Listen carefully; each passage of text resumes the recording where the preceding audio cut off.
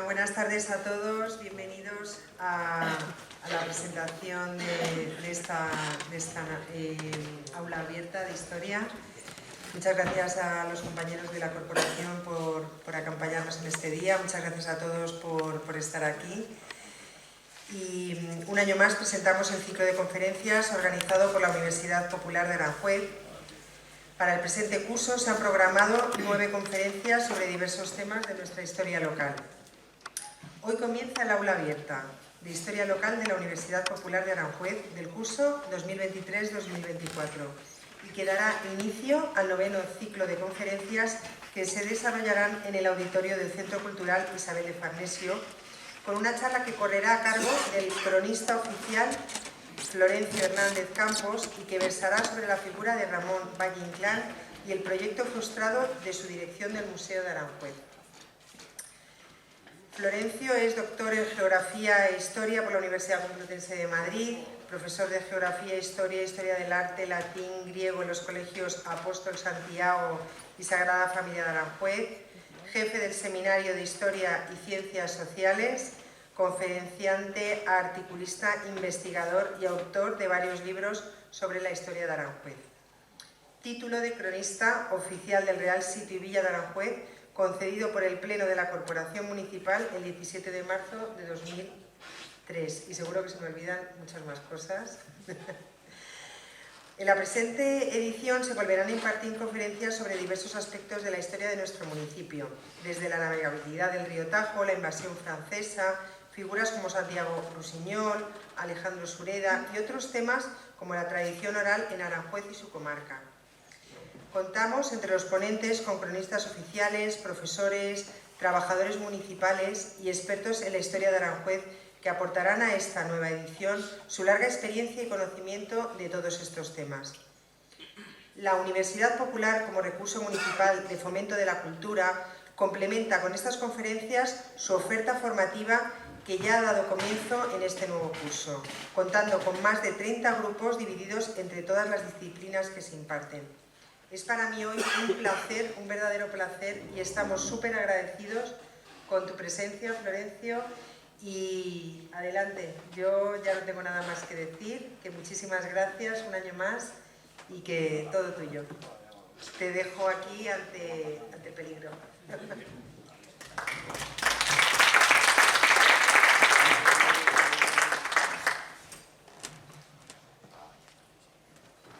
La obligada pregunta, ¿me oyen ustedes bien? Bien. Les rogaría, es una manía mía, si no tienen inconveniente en que apagase los móviles, que me saca de, si no es esencial, me saca de... Bueno, y sin más, entro en materia. Muchas gracias, señora concejal, por sus más que amables palabras, y muchas gracias a todos ustedes por su presencia. Verán que de vez en cuando una señal con la mano es para que mi hijo Rafael, a quien debo mucho, ha corrido por la parte más ingrata de esta conferencia, la parte técnica, y eso será una señal de que vaya avanzando en las ilustraciones, que creo que al menos será lo más ameno de esta charla que voy a dar ante ustedes. Como tal vez muchos de ustedes recuerden, en 1985 fue nombrado amotinado mayor de nuestras fiestas don Enrique Tierno Galván, del pregón que realizó entresaco los siguientes párrafos. En este lugar han concurrido escritores intelectuales de suma categoría, atraídos por las posibilidades de reflexión que esta villa ofrece. Aquí ha concurrido Valle Inclán, aquí meditó Ortega y Gasset, y antes, en el periodo romántico, por aquí pasó Washington Irving. Ese Aranjuez propicio a la reflexión que ha atraído tantos viajeros ilustres, que ha hecho concurrir tantas personalidades, está oscurecido. y hay que sacarle a la superficie. Pues bien, sigo el consejo del que fuera inolvidable alcalde de Madrid y me dispongo a hablar a todos ustedes de uno de los personajes que mencionó. Rafa, por favor. Don Ramón del Valle Inclán. Y de un bello proyecto, así lo concibo yo, que ideó para nuestra ciudad el denominado Museo de Aranjuez. Se trata de una historia apasionante, con sus momentos gozosos y amargos, como la vida misma. Y sin más dilación, entro en materia. La proclamación de la Segunda República sorprendió a don Ramón en la más negra miseria. El escritor estaba arruinado tras la quiebra de sus negocios editoriales. El fotógrafo Alfonso Sánchez Portela, más conocido con su sobrenombre de Alfonso a secas, lo vio echado en una tumbona con las suelas de los zapatos rotas, fíjense ustedes en el primer plano, y sin dudarlo un instante metió sus agujeros en primer plano. Cuando vea esta fotografía, pensó Alfonso, me come. Pues no, lo celebró y le dijo, hombre, habrá visto usted que los escritores españoles no tenemos ni para medias suelas. En el gobierno todos conocían a Valle, no solo por su talla artística, sino por su adhesión a la República. Los ministros querían, por lo tanto, ayudarlo, pero lo temían, conocían su carácter. Tal vez Manuel Azaña era el único con autoridad para amansarlo y hacerlo venir a razones. Aquí los vemos, en el centro de la imagen, en el Ateneo de Madrid, en compañía de otros tertulianos, en la famosa Cacharrería, que tal vez muchos de ustedes habrán visitado. Azaña se manifestaba en su diario el 22 de agosto de 1931 en los siguientes términos. Valle está muy apurado por la suspensión de pagos de la CIAP, abreviaturas o siglas de Compañía Iberoamericana de Publicaciones, que le pagaba 3.000 pesetas mensuales. Ha pensado irse a América y ya tiene pasaporte y pasaje. En el Consejo de Ministros de esta tarde he dado cuenta del caso y he opinado que no podía consentirse que Valle se fuese a mendigar con el decoroso pretexto de dar conferencias. Todos han asentido, discurriendo lo que se podría hacer por él y convencidos todos de que, por su carácter, es peligroso darle un cargo de responsabilidad, he propuesto que se invente uno, el de conservador general del patrimonio artístico en España, con 25.000 pesetas de gratificación, y que se provea en Valle. Conformes todos, querían extender el decreto al momento, pero yo les he dicho que esperen hasta tener la certidumbre de que vaya a aceptar, porque si el decreto sale sin esta seguridad, don Ramón se daría el gusto de rehusar y así humillaría al gobierno. Valle se entusiasmó y empezó a trazar planes. Proseguía, no obstante, la reserva de Azaña. El día 24 anota nuevamente en su diario: Valle ha venido a decirme que acepta el cargo para el que le he propuesto. Si yo no creo que eso suscitará dificultades ni protestas. Hemos estado de conversación casi 2 horas, haciéndome perder un tiempo precioso. Política, arte, planes que piensa desarrollar, etcétera, etcétera. Todo ello concluirá probablemente en una dimisión ruidosa. Sin embargo, más que en el carácter del escritor, el problema radicaba en que las intenciones del gobierno eran que el puesto creado para él fuera puramente honorífico, dicho en lenguaje coloquial, sin dar el clavo, mientras Valle reclamaba absoluta operatividad.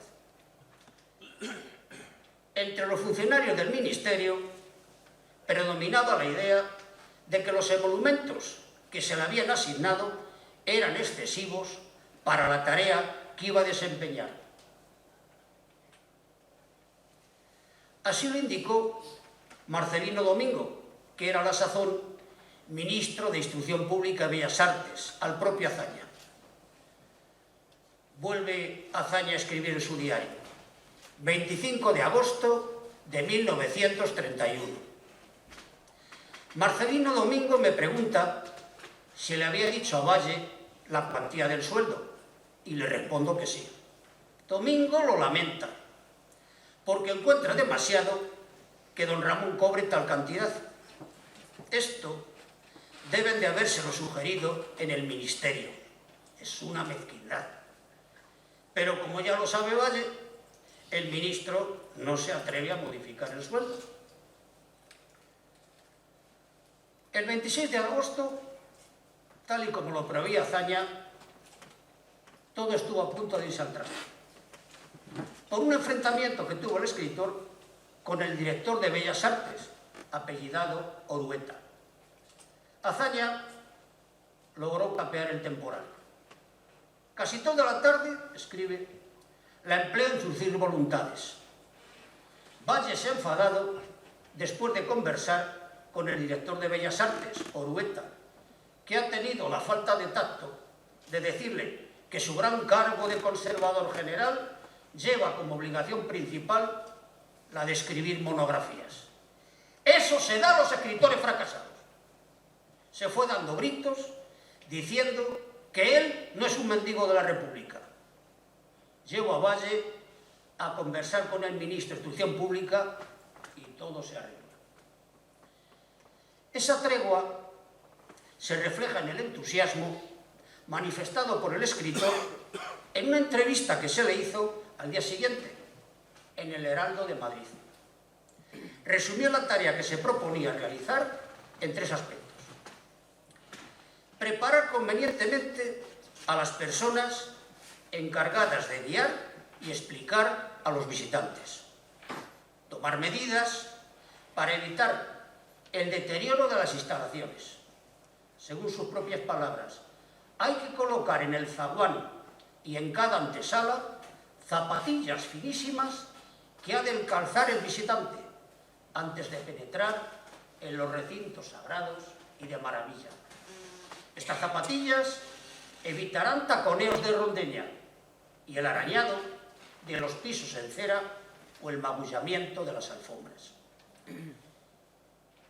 La lucha contra el concepto arqueológico, que entendía, por tal, el afán de convertir los museos en almacenes de objetos indiscriminados. Hay que conservar todo, afirmaba, pero exponer solo lo más interesante. Si no disponemos más que de una vitrina para colocar todos los bronces, por ejemplo, se impone una selección y situar en ella los mejores, archivando el resto y catalogándolo con todo detalle para los investigadores. Les aconsejo que no traten de forzar la vista. Yo se lo leeré con mucho gusto. Por fin, el 2 de septiembre de 1931, ahí he puesto la fecha a mano, como verán ustedes en la parte superior de la ilustración, el 2 de septiembre de 1931, la Gaceta de Madrid, el equivalente al actual BOE, hacía público su nombramiento en los siguientes términos: la riqueza artística y monumental de España es tan extraordinaria que su estudio y cuidado exige una labor incesante y asidua.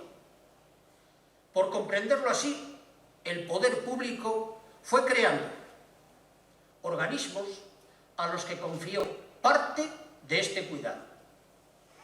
Pero la realidad demostró bien pronto que, con independencia de sus funciones, claramente señaladas en la legislación vigente, hace falta otro órgano, en relación directa con el Ministerio de Instrucción Pública y el director de Bellas Artes, para que de continuo las informe del estado de los monumentos, de su vigilancia y de la conveniencia y modos de su divulgación. Nadie más llamado a recibir este honor y afrontar la responsabilidad de esta misión que don Ramón del Valle Inclán.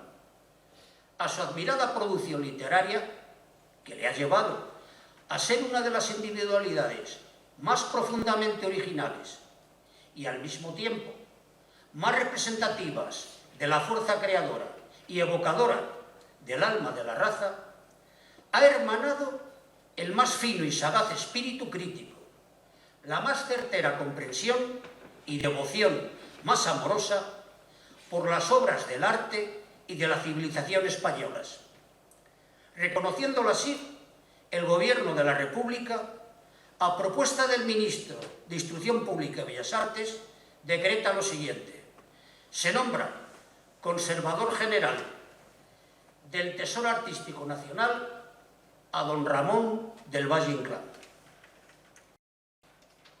Llegó el año 1932 y Valle tuvo otro motivo de alegría. Por un decreto del Ministerio de Instrucción Pública y Bellas Artes, de 29 de enero, era nombrado director del Museo de Aranjuez. Es probable, no puedo afirmarlo categóricamente, que en esta decisión influyeran unas peticiones hechas por aquel entonces por el propio Ayuntamiento de Aranjuez. Conozcamos la primera de esas peticiones. Se formuló en la sesión de 29 de abril de 1931.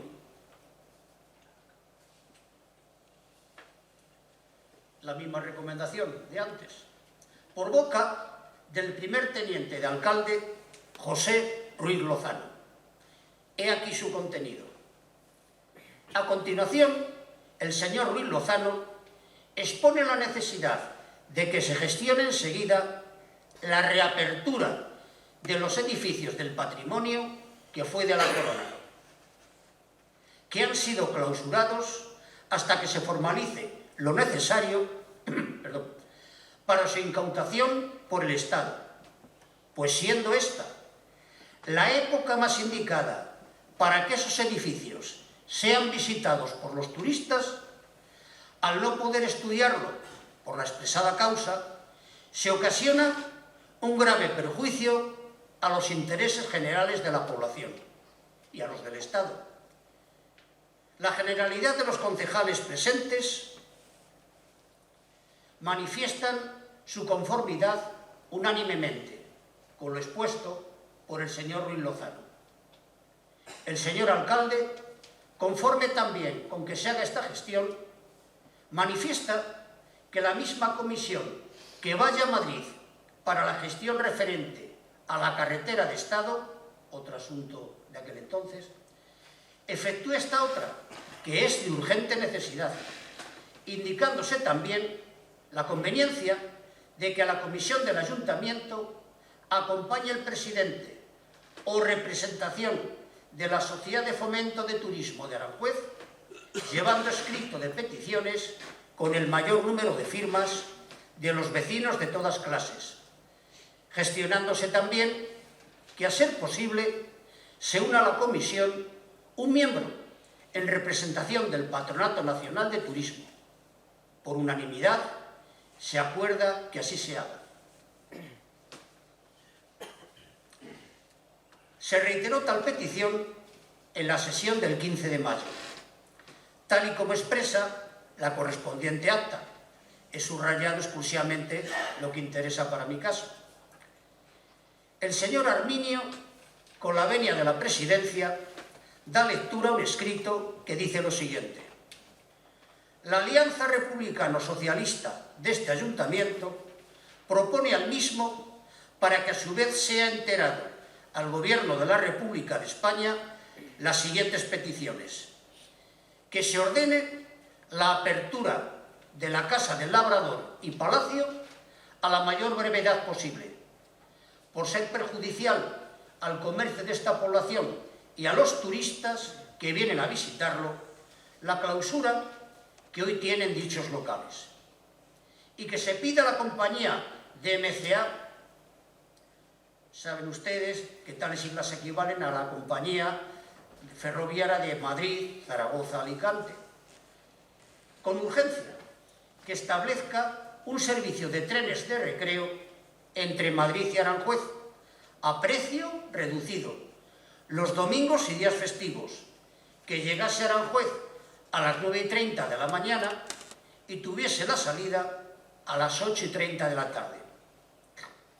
Me he delatado un poquito en la lectura de este acta porque, como veremos más adelante, alguna de estas peticiones, concretamente la relativa al establecimiento de un servicio de trenes de recreo, tuvo consecuencias no pequeñas y no positivas precisamente. Quiero pensar que ante su nuevo nombramiento, Valle recordaría que en su juventud había elegido a Aranjuez para componer algunas de sus obras, alojándose en el Gran Hotel de Pastor. Ese asombroso hotel de Aranjuez, escribe Ramón Gómez de la Serna, que tiene ventanas a la umbría de los grandes jardines que pintó Velázquez. Gómez de la Serna, Rafael, por favor, retrocede. Gómez de la Serna se está refiriendo al cuadro La calle de la Reina en Aranjuez, que algunos investigadores atribuyeron por un tiempo al propio Velázquez y que hoy mayoritariamente se considera obra de su yerno Martínez del Mazo. Adelante. Y aquí una instantánea del Hotel de Pastor a comienzos del siglo XX, tomada desde el Jardín del Parterre, ya sabe, la zona delantera del Jardín de la Isla, y dando a la calle de la Reina, a nuestra izquierda. De una guía local de la época extraigo la siguiente descripción, que no tiene pérdida. El histórico Palacio del Príncipe de la Paz, ni qué decir tiene, ¿no? Es el actual Colegio de la Sagrada Familia. El histórico Palacio del Príncipe de la Paz, convertido como está en magnífico hotel, ofrece a los viajeros que se detengan en Aranjuez más de 100 habitaciones ricamente amuebladas y un gran salón de baile donde pueden darse banquetes de 800 a 400 cubiertos.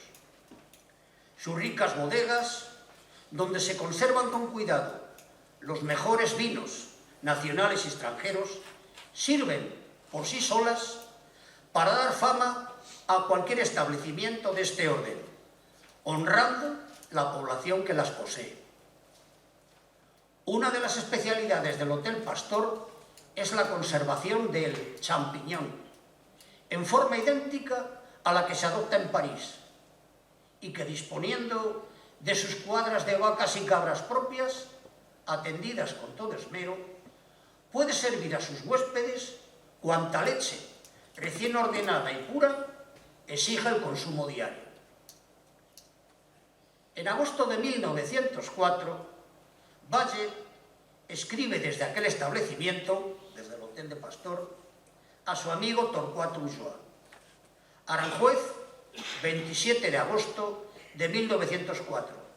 Señor don Torcuato Ulloa, querido Torcuato, hace algunos días recibí una carta de usted aquí, en este retiro de Aranjuez. me vine a escribir una novela de la cual tenía desde hace 10 años hechos 5 capítulos.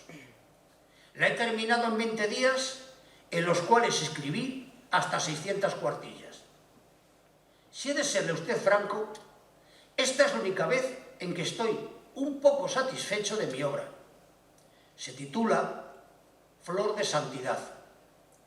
Es una novela que en el estilo, en el ambiente y en el asunto se diferencia totalmente de la moderna manera de novelar. Más que a los libros de hoy, se parece a los libros de la Biblia. Otras veces se me antoja que es homérica y otras hasta gaélica. En fin, usted verá.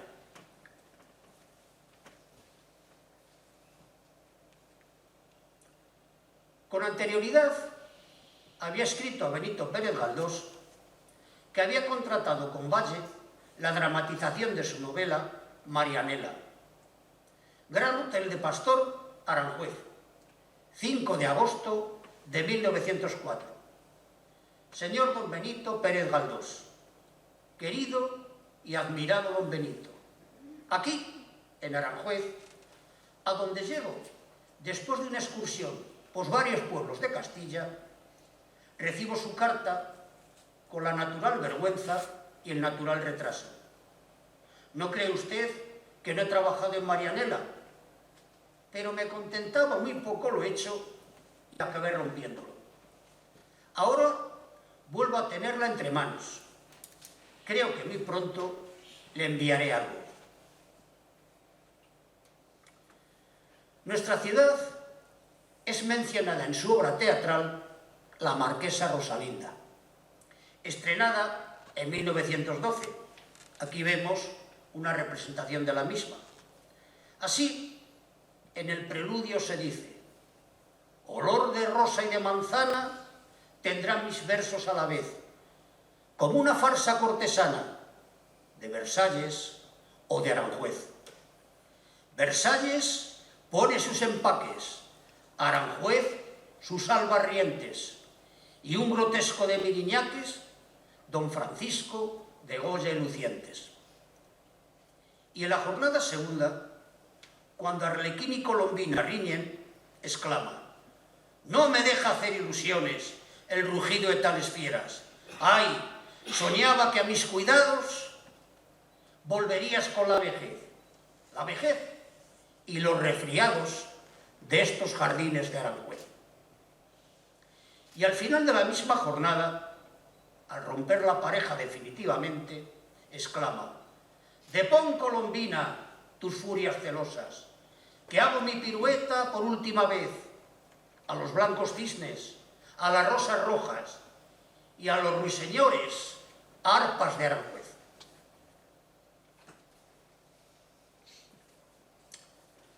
La orden ministerial que he citado anteriormente establecía en su preámbulo: primero, la filosofía en que se inspiraba. El triunfo de la República restituyó a la comunidad de los españoles el patrimonio de la corona. Integrado este por bienes de diferentes clases, corresponde a las Cortes determinar en su día la aplicación de los mismos y la forma de administrarlos. Pero en nada merma la soberanía del Parlamento, el que, mientras éste resuelve, el poder público se preocupe de poner algunos de los edificios que constituyen dicho patrimonio en las condiciones artísticas que ello requiere. 2. La finalidad de tal museo. Incluido entre los palacios del patrimonio figura el que fue Sitio Real de Aranjuez, el cual guarda obras maestras de arte, necesitadas de solícito cuidado y vigilancia. Por ello, habiendo sido preocupación constante de la República cuanto atañe a la vida de la cultura, desea el Gobierno no demorar el que las obras de arte existentes en Aranjuez puedan ser contempladas por los estudiosos y por cuantos ansíen gozar de nuestra riqueza artística. Para lograr tal objetivo se fijaban las siguientes disposiciones. Se encargaba al conservador general del Tesoro Artístico Nacional, don Ramón del Valle Inclán, la organización como museo del que fue Real Sitio de Aranjuez, artículo 1. Dicho conservador general ejercería las funciones de director del Museo de Aranjuez y, como tal, tendría a su cargo todo lo referente a instalación y organización, artículo 2. El actual administrador del que fue Real Sitio de Aranjuez desempeñaría las funciones propias de secretario del museo, artículo 4. Finalmente, el Ministerio de Hacienda establecería las medidas oportunas para la organización y mantenimiento del museo, con arreglo a las normas propuestas por el director del mismo, artículos 3 y 5. Valle se sentía eufórico con sus dos cargos. Divagó incluso sobre el crecimiento del futuro Madrid, que por aquel entonces abordaba el Ministerio de Obras Públicas. Rafael, cuyo titular era a la sazón Indalecio Prieto. En tal proyecto se destacaba una idea central, el de la naturaleza esencialmente representativa que Madrid debía asumir como capital del Estado.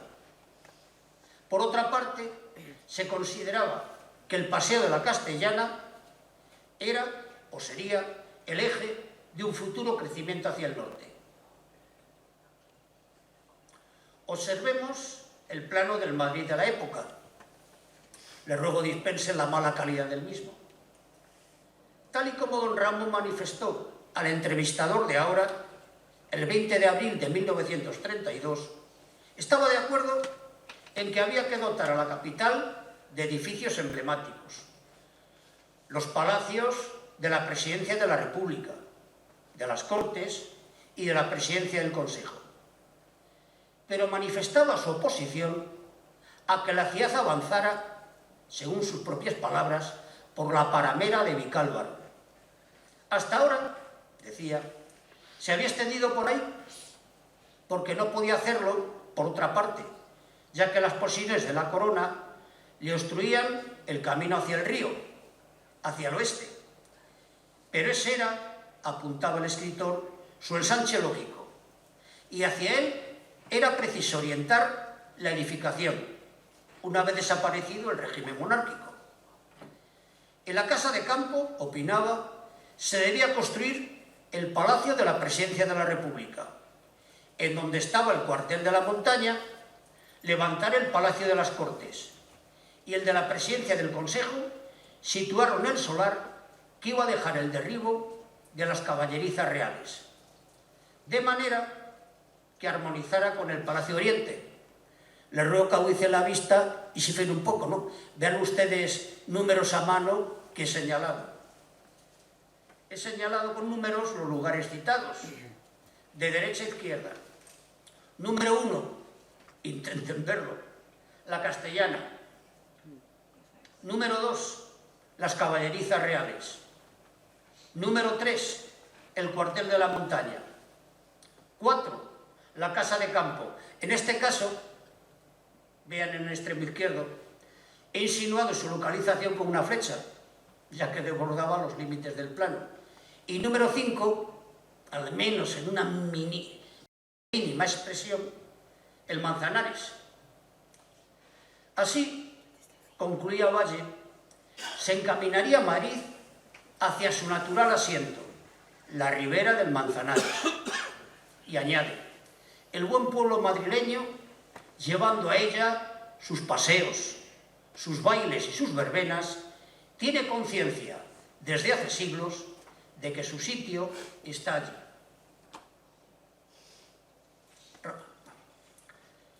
Esas palabras de don Ramón podrían ser un buen comentario a un dibujo realizado por un contemporáneo y amigo de Valle, el pintor José Gutiérrez Solana. Este dibujo, como observarán, representa la afluencia de visitantes a la orilla del Manzanares el día de San Isidro, el 15 de mayo. Una abigarrada multitud se despliega ocupando la pradera. Meriendas, vendedores de botijos, churrerías, parejas de baile, atracciones, las típicas barcas, las norias, los caballitos, y dominando, dirija la vista hacia la parte superior, y dominando ese bullicioso panorama, en lo alto de la loma, la ermita del Santo, pegada, nota macabra, a la silueta de los cementerios, rematada por un copete de negruzcos cipreses. Y es que el escritor fue un asiduo visitante de tales festejos. De esas visitas nacerán unos versos que un día irán a su libro La pipa de Kif. Leo. Ingrata la luz de la tarde, la lejanía en gris de plomo, los olivos de azul cobarde, el campo amarillo de cromo. Se merienda sobre el camino entre polvo y humo de churros y manchan las heces del vino las chorreras de los baturros. Un chulo en el baile alborota, un guardia le mira y se enaja. En los registros de la jota está desnuda la navaja. Y la daifa, con el soldado, pide su suerte al pajarito. Los envuelve un aire sagrado, a los dos, descifrando el escrito. La costurera endomingada en el columpio da su risa y enseña la liga rosada entre la enagua y la camisa. Por aquel rescoldo de fragua pasa el inciso transparente de la voz que pregona ¡agua, azucarillos y aguardiente! Un real la cabeza parlante, a la suerte del pajarito, la foca y el hombre gigante, los gozos del santo bendito, naranjas, torrados, limones, claveles, claveles, claveles. Encadenados los pregones, hacen guirnaldas de babeles. Se infla el buñuelo, la aceituna aliñada reclama el vino y muerde el pueblo la moruna, rosquilla de anís y comino. Rafael. El mapa representa los conjuntos o reales sitios en torno a Madrid. Valle concibió un ambicioso proyecto: la creación, empleando sus propios términos, del núcleo turístico más significativo de España, que estaría formado por las antiguas residencias de los monarcas. Todo ello en un radio que no pasaría de 80 kilómetros. Cada uno de esos lugares sería condicionado convenientemente para evocar su peculiar significación histórica y artística.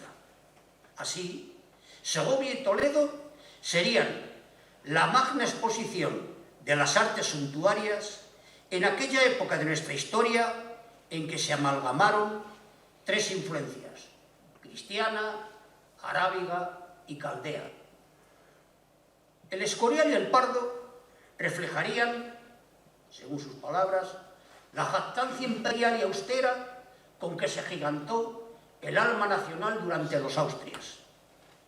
Y los palacios de la Granja, Oriente y Aranjuez revelarían la progresiva influencia francesa en nuestro suelo, completando así, culminaba, la alta lección de lo que han sido las tres dinastías: Trastamaras, Austrias y Borbones.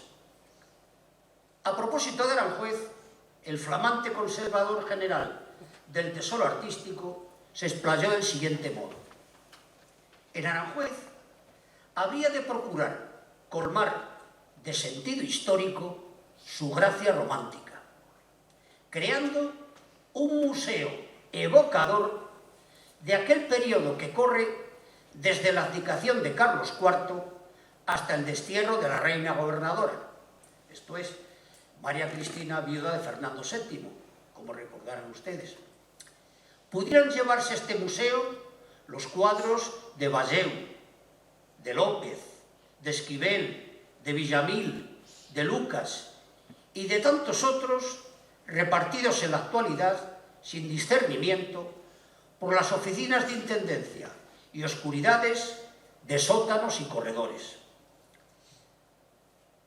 De los testimonios anteriores puede deducirse que para Valle un museo era, ante todo, un lugar destinado a recrear el ambiente de una época determinada. Según creo, un anuncio de esta concepción se manifiesta en su método de trabajo cuando era, años atrás, profesor de estética de las Bellas Artes en la Escuela Especial de Pintura, Escultura y Grabado de Madrid, allá por el año 1916.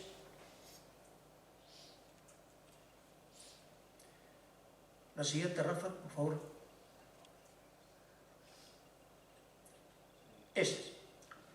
Exponiendo una serie de ilustraciones del siglo XVI, sirva de ejemplo esta, correspondiente a un extraordinario plato de cerámica en relieve, obra del francés Bernard de Palissy, que representa a la familia del rey francés Enrique IV, disertaba ante sus alumnos en los siguientes términos. Veamos. Francisco I da la bienvenida a Diana de Poitiers, saludándola con galante majestad. Diana de Poitiers, sentado al lado de su majestad, Francisco I, se deja estrechar sus lindas manos. El soberano francés besa a Diana de Poitiers, que baja los ojos ruborizada. Francisco I, en la intimidad, con su favorita.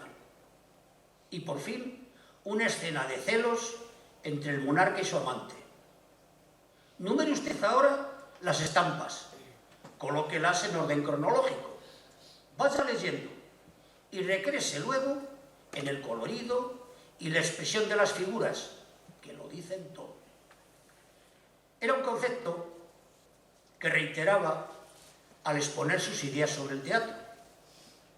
Frente a lo que él llamaba un teatro de camilla casera, se declaraba partidario de un teatro de numerosos escenarios. Acorde, añadía, con nuestra mejor tradición, en la que cada autor tenía un ámbito característico. Calderón, por ejemplo, sentía predilección por los lugares misteriosos, antros, cavernas. Tirso de Molina por los caminos y posadas. Y Lope de Vega era el autor ciudadano por excelencia. Sus escenarios rebosaban de calles, casas, rejas. Y don Ramón sentenciaba: es la escena lo primero que hace falta. De la escena surgen luego los conceptos profundos y las bellas frases. He aquí una panorámica de Aranjuez. Le voy a decir cosas que, en fin, sobrarían. Dos edificios componían el museo: el Palacio Real y la Casa del Labrador, ambos rodeados por jardines que, les voy a decir, considerados de los mejores de España. Adelante. Por favor, si puedes... No, retrocede. Tienes que retroceder un poquito. Ahí. A continuación. Esta. Déjalo. No se ve mejor. En calidad de director del Museo de Aranjuez, don Ramón se personó en el sitio para evaluar la situación. No quiero hacerles trampa. Esta ilustración es un fotomontaje.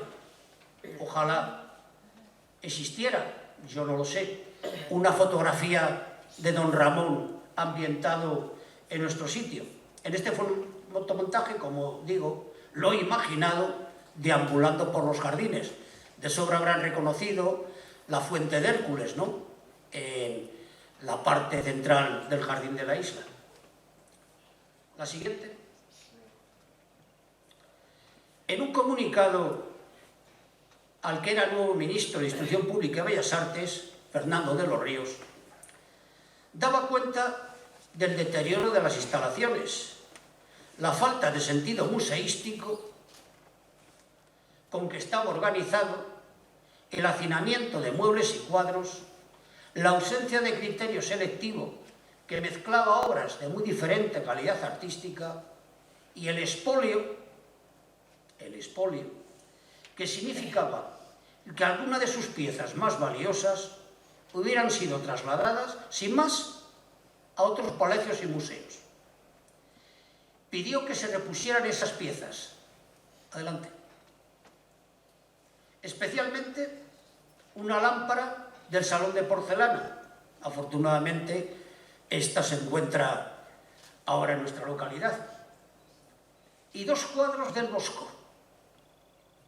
Una, el carro de Leno. Siguiente. Y las tentaciones de San Antonio, del mismo autor, que habían sido llevadas al Palacio Oriente. Hoy, como saben ustedes, están ubicadas en el Museo del Prado. Informaba a renglón seguido de las muy deficientes condiciones de seguridad, solicitando que se tomaran las medidas oportunas. El que fue Palacio Real de Aranjuez no tiene ni el más rudimentario servicio de incendios.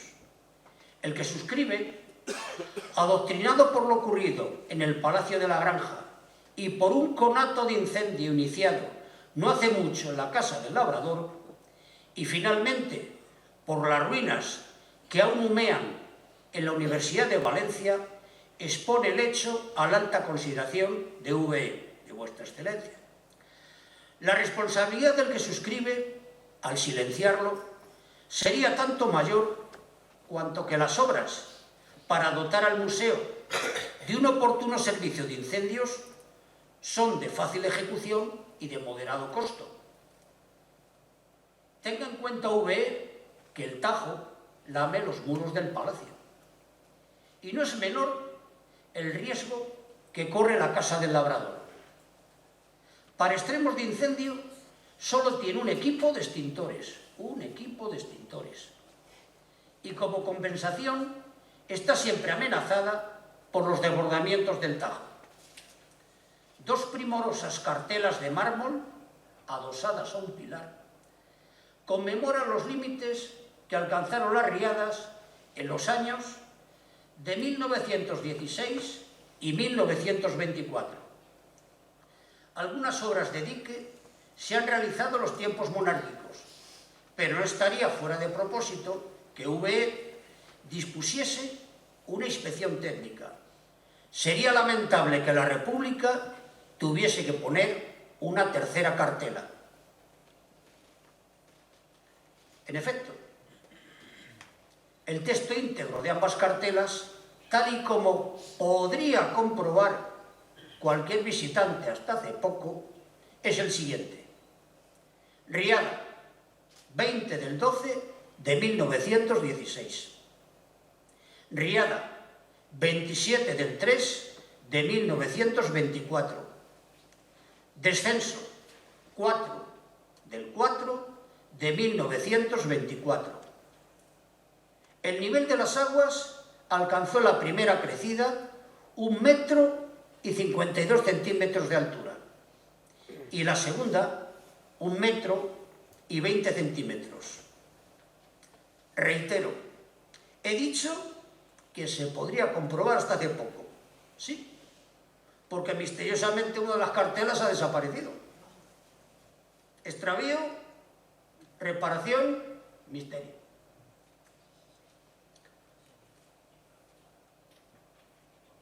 Adelante. Lo que observan ustedes es un hidrograma del río Tajo. Hay que tener en cuenta que, tal y como señaló uno de mis más queridos maestros, el gran geógrafo, don Manuel de Terán, en un magnífico estudio poco conocido, sobre nuestra localidad, Jardines y Huertas de Aranjuez, señalaba que el régimen del Tajo sufre las acusadas oscilaciones propias de los ríos de la meseta. El caudal máximo, como podrán observar, tiene lugar en los meses de noviembre a diciembre aproximadamente, o en los de febrero y marzo. Recuerden las fechas mencionadas en las cartelas. Estas últimas crecidas son debidas a la fusión de las nieves del sistema central, y en las lluvias equinocciales, las de otoño, son exclusivamente debidas a esta última causa. Me parecía cuanto menos curioso aportar este dato. Valle-Inclán, después de inspeccionar y evaluar el estado de las dependencias, dirigió al ministro una segunda exposición en la que indicaba que era necesario clausurarlas para proceder a su completa organización. En dicha exposición ya indicaba que sus disposiciones habían caído en saco roto.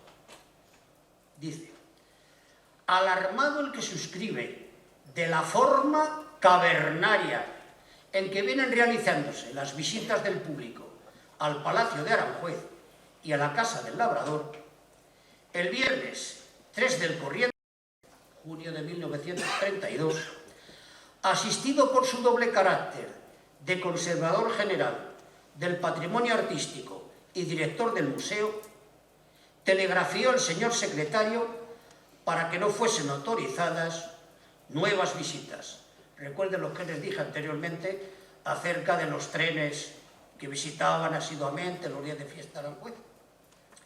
Lo acertado de esta prevención, que ha sido completamente desobedecida, queda patente en el hecho, confirmado más tarde ante testigos por el secretario, de haber desfilado más de 6.000 personas por la Casa del Labrador el domingo 5 del corriente. El atentado vandálico que esto supone no necesita comentarios. La fragilidad de cuanto se encierra en este pequeño museo, su disposición y lo reducido de sus estancias claman con mudas voces, denunciando el atentado. Y como quiera que las caravanas turísticas y gratuitas amenazan continuar en la misma forma, el que suscribe, consciente de las responsabilidades de su cargo y de su nombre, lo pone respetuosamente en conocimiento de VE. Un inciso. Don Ramón hace gala aquí de su insuperable maestría en el lenguaje.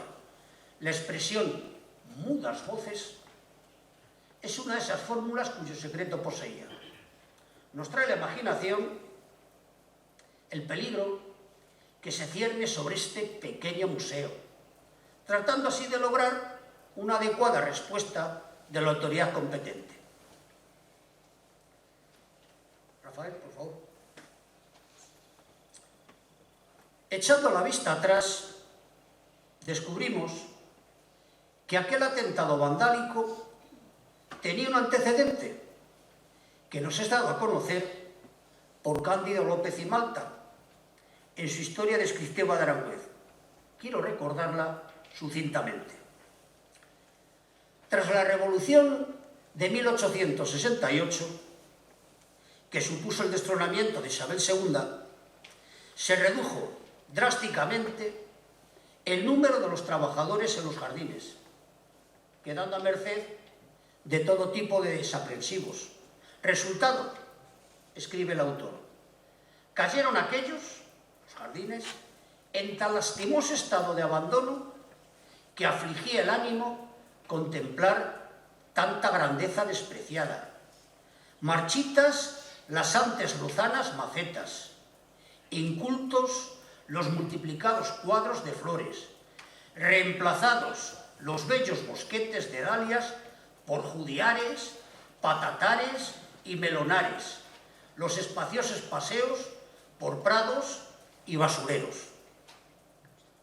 A mayor abundamiento se establecieron, recuerden el susodicho texto del ayuntamiento se establecieron, digo, trenes de recreo de Madrid a Aranjuez, en los que a un módico precio se hacía el viaje de ida y vuelta, incluyendo la oferta, la visita a los jardines.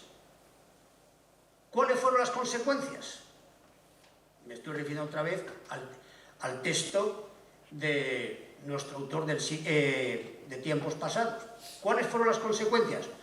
Pues que muchos de esos visitantes convirtieron los jardines en merenderos, regando con agua de Valdepeñas, capta la ironía, ¿verdad?, las rosas y claveles, y poniendo singular empeño en destrozar cuanto los jardines había.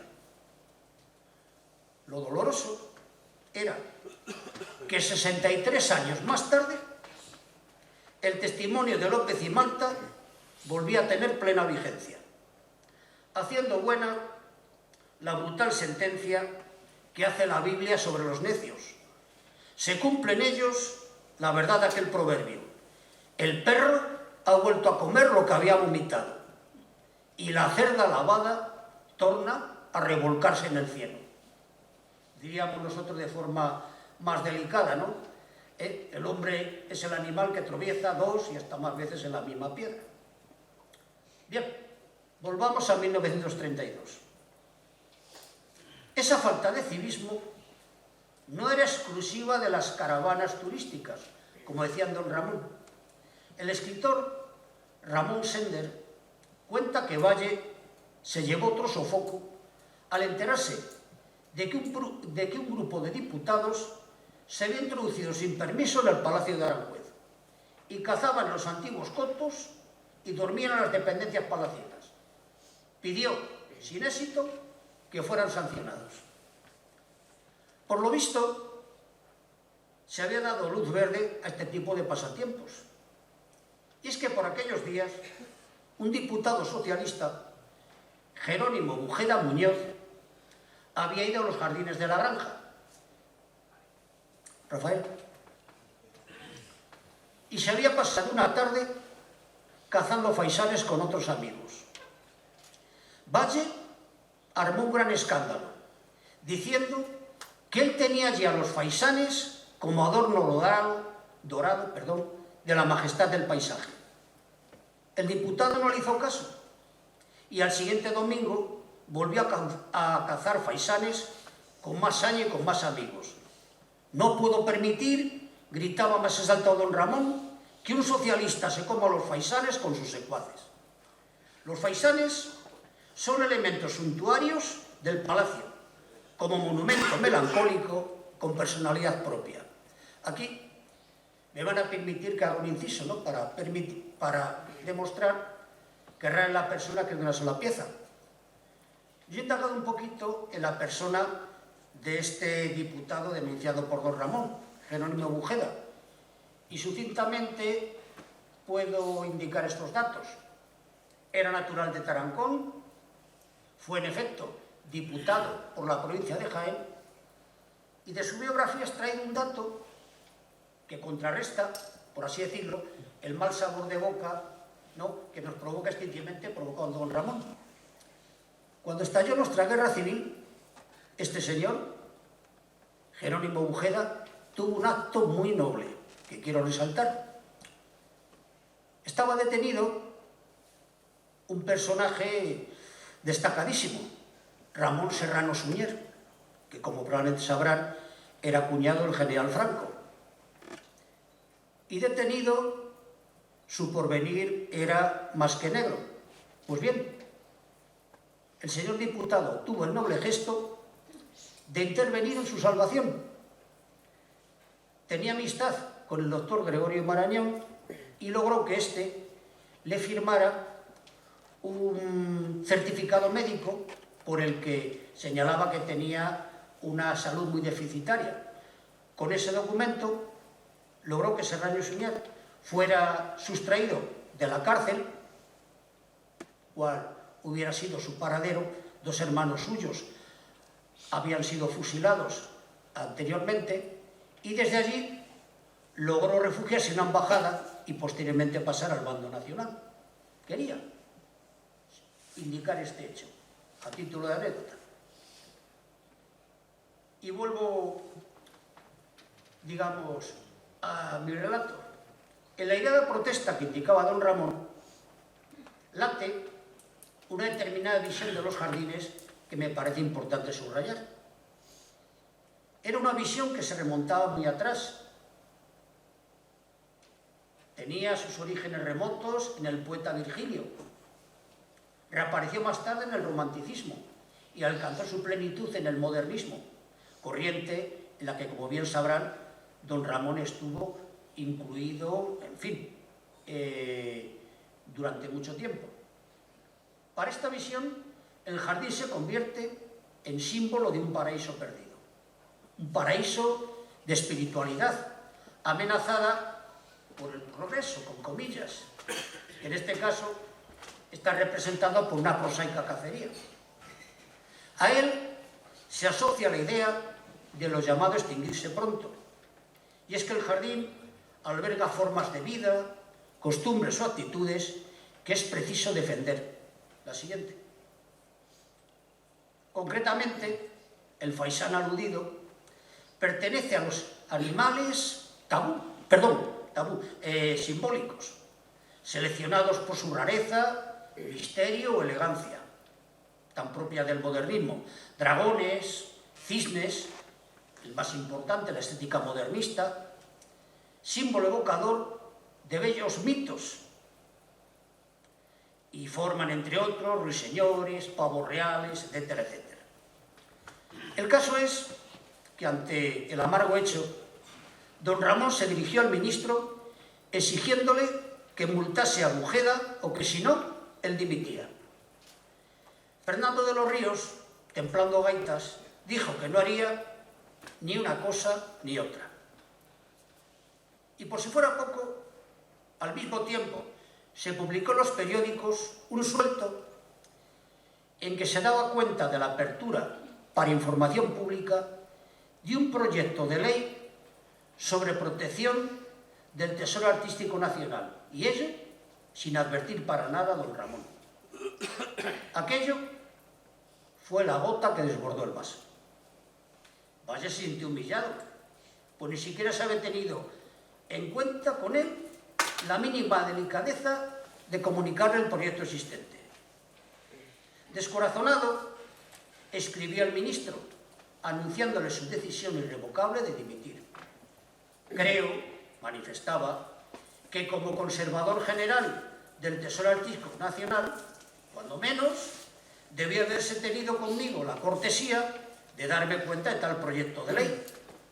Ante lo hecho, solo puedo reiterarle mi dimisión de los cargos de conservador general del Tesoro Artístico Nacional y de director del Museo de Aranjuez. En declaraciones publicadas por Victorino Tamayo en el diario La Voz de 20 de octubre de 1932, insistía en que su renuncia vino provocada por la incompatibilidad entre sus criterios y los del Ministerio de Instrucción Pública y Bellas Artes. Su dimisión fue entonces casi obligada por no encontrar la indispensable colaboración en el Ministro de Instrucción Pública y en el Gobierno de la República, y responde don Ramón: exactamente. La República, es decir, los hombres que conducen la República, que si es cierto, tiene una mentalidad política, carecen de toda norma artística y no se les conoce apego alguno a las tradiciones nacionales, que son vida e historia, fui un funcionario que no tuvo función. Pero rotundamente, insiste el entrevistador, se le desentendió en la noble misión para la que fue llamado. Desatenderme, eso es poco. Lo menos que puede hacer un ministro es adherirse, aunque solo sea de manera moral, a un criterio, cuando ese criterio está lleno de las voces de una sensibilidad y de la influencia de unas ideas. Así se frustró un bello proyecto, tal y como he querido señalar en el título de esta intervención. Colofón. Finalmente, con el paso del tiempo, la amistad logró imponerse las desavenencias. Valle-Inclán murió en Santiago de Compostela el 5 de enero de 1936. Aquí aparece en su lecho de muerte, según apunte de un dibujante paisano, don Ramón, apellidado Maside. La siguiente. Los periódicos difundieron la noticia de la defunción de Valle.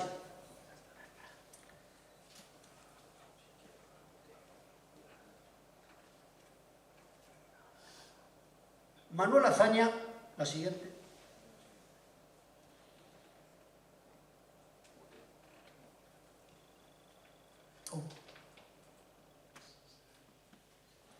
Si tienes dificultades no importa, ya para lo que queda. Bueno, proseguiré. Si sale bien y si no, Santas Pascuas.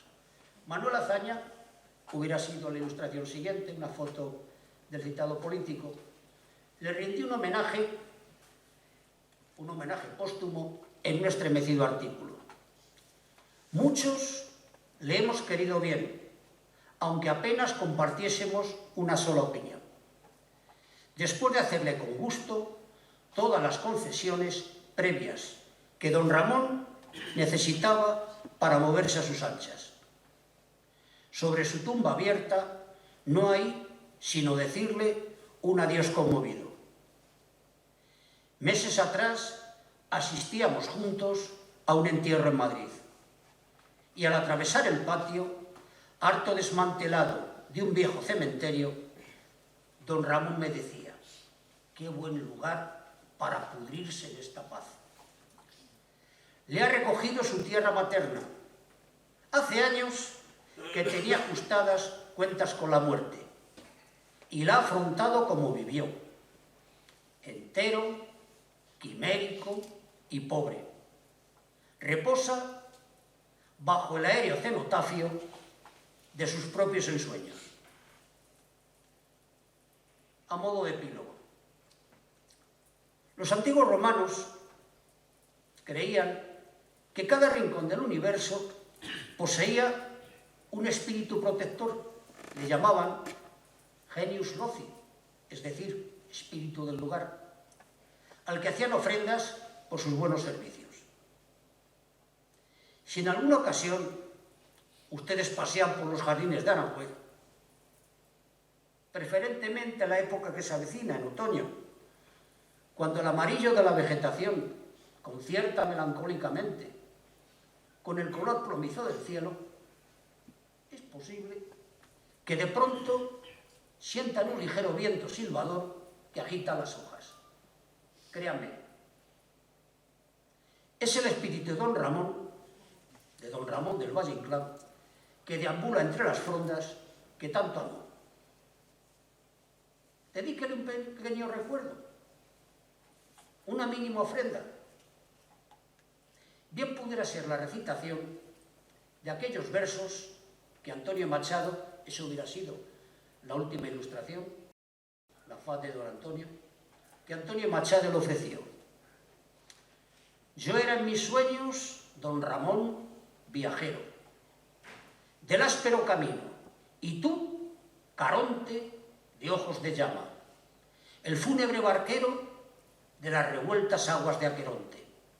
¡Habla!, dijiste, y yo, cantar quisiera loor de tu don Juan y tu paisaje, en esta hora de verdad sincera.